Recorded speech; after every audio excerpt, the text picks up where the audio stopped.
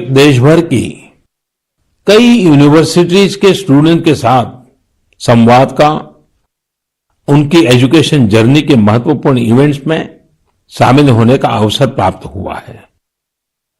Technology के जरिए मैं आईआईटी गुवाहाटी, आईआईटी दिल्ली, गांधीनगर की दीनदयाल पेट्रोलियम यूनिवर्सिटी, दिल्ली की जेएनयू, मैसूर यूनिवर्सिटी और लखनऊ यूनिवर्सिटी के विद्यार्थियों से कनेक्ट हो पाया।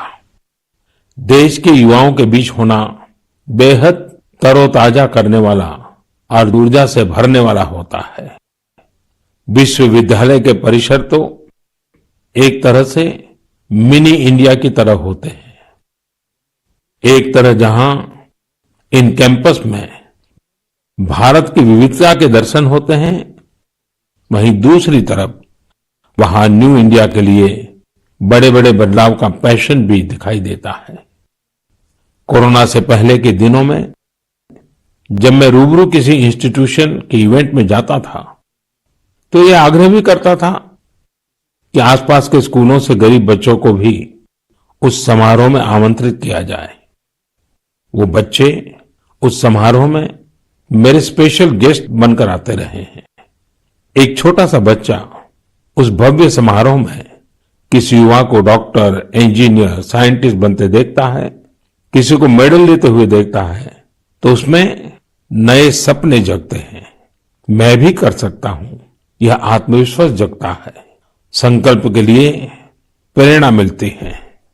साथियों, इसके अलावा एक और बात जानने में मेरी हमेशा रुचि रहती है कि उस इंस्टीट्यूशन के अलुमनाई कौन है।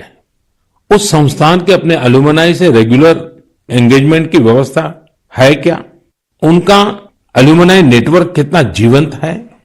मेरे युवा दोस्तों, आप तब तक ही किसी संस्थान के विद्यार्थी होते हैं जब तक आप वहां पढ़ाई करते हैं, लेकिन वहां के एलुमनाई आप जीवन भर रहते हैं।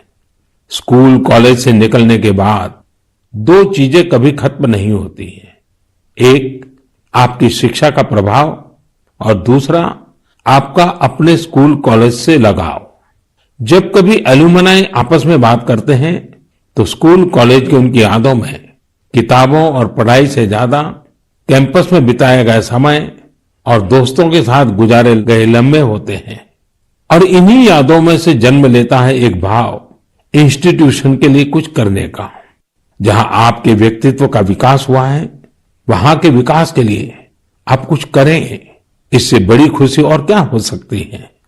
मैंने कुछ ऐसे प्रयासों के बारे में पढ़ा है जहां पूर्व विद्यार्थियों ने अपने पुराने संस्थानों को बढ़ चढ़ करके दिया है। आजकल अलुमनाई इसको लेकर बहुत सक्रिय है।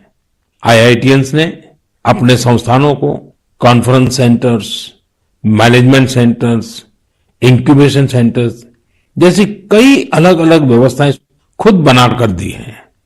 ये सारे प्रयास वर्तमान विद्यार्थियों के लर्निंग एक्सपीरियंस को इंप्रूव करते हैं। आईआईटी दिल्ली ने एक एंडाउमेंट फंड की शुरुआत की है, जो कि एक शानदार आइडिया है। विश्व की जानी मानी यूनिवर्सिटी में इस प्रकार के एंडाउमेंट्स बनाने का कल्चर रहा है, जो स्टूडेंट्स की मदद करता है। मुझे लगता है कि भारत के विश्वविद्यालय भी इस कल्चर को इंस्टीट्यूशनलाइज करने में सक्षम है।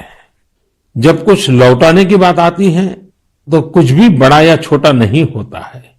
छोटे से छोटी मदद भी मायने रखती है। हर प्रयास महत्वपूर्ण होता है। अक्सर पूर्व विद्यार्थी अपने संस्थानों के टेक्नोलॉजी अपग्रेडेशन में, बिल्डिंग के निर्माण में, अवार्ड्स और स्कॉलरशिप शुरू करने में, स्किल डेवलपमेंट के प्रोग्राम शुरू करने में बहुत महत्वपूर्ण भूमिका निभाते हैं। कुछ स्कूलों की ओल्ड स्टूडेंट एसोसिएशन ने मेंटरशिप प्रोग्राम शुरू किए हैं।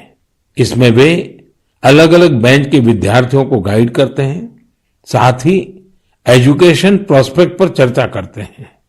कई स्कूलों में, खासतौर से बोर्डिंग स्कूलों की एल्यूमनाई एसोसिएशन बहुत स्ट्रांग है, जो स्पोर्ट्स टूर्नामेंट और कम्युनिटी सर्विस जैसी गतिविधियों का आयोजन करते रहते हैं।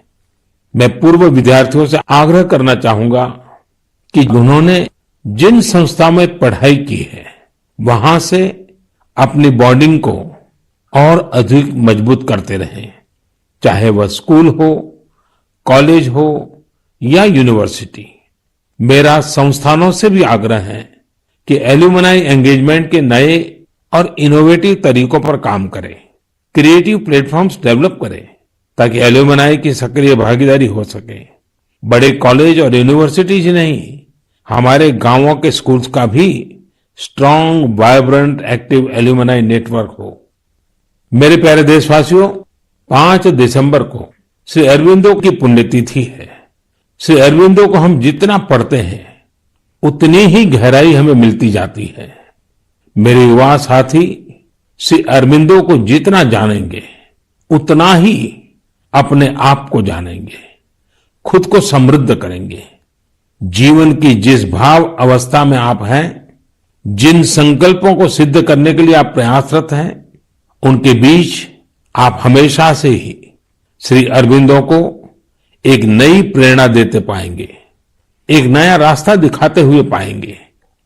जैसे आज जब हम लोकल के लिए वोकल इस अभियान के साथ आगे बढ़ रहे हैं, तो श्री अरबिंदो का स्वदेशी का दर्शन हमें राह दिखाता है।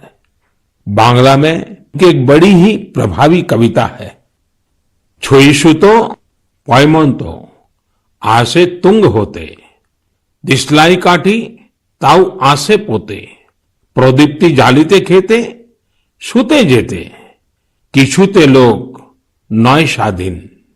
यानी हमारे यहां सुई और दिया सलाई तक विलायती जहाज से आते हैं। खाने, पीने, सोने, किसी भी बात में लोग स्वतंत्र नहीं है। वो कहते भी थे, स्वदेशी का अर्थ है कि हम अपने भारतीय कामगारों, कारीगरों की बनाई हुई चीजों को प्राथमिकता दें। ऐसा भी नहीं है कि श्री अरबिंदो ने विदेशों से कुछ सीखने का भी कभी विरोध किया हो। जहां जो नया है वहां से हम सीखें। जो हमारे देश में अच्छा हो सकता है उसका हम सहयोग और प्रोत्साहन करें। यही तो आत्मनिर्भर भारत अभियान में वोकल फॉर लोकल मंत्र की भी भावना है। खासकर स्वदेशी अपनाने को लेकर उन्होंने जो कुछ कहा वो आज हर देशवासी को पढ़ना चाहिए। साथियों, इसी तरह शिक्षा को लेकर भी श्री अरबिंदो के विचार बहुत स्पष्ट थे। वो शिक्षा को केवल किताबी ज्ञान, डिग्री और नौकरी तक की सीमित नहीं मानते थे। श्री अरबिंदो कहते थे, हमारी राष्ट्रीय शिक्षा हमारी युवा पीढ़ी के दिल और दिमाग की ट्रेनिंग होनी चाहिए। यानी मस्तिष्क का वैज्ञानिक विकास हो और दिल में भारतीय भावनाएं भी हो, तभी एक युवा देश का और बेहतर नागरिक बन पाता है।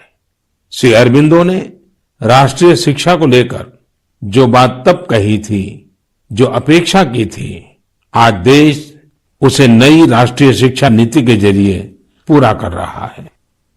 मेरे प्यारे देशवासियों,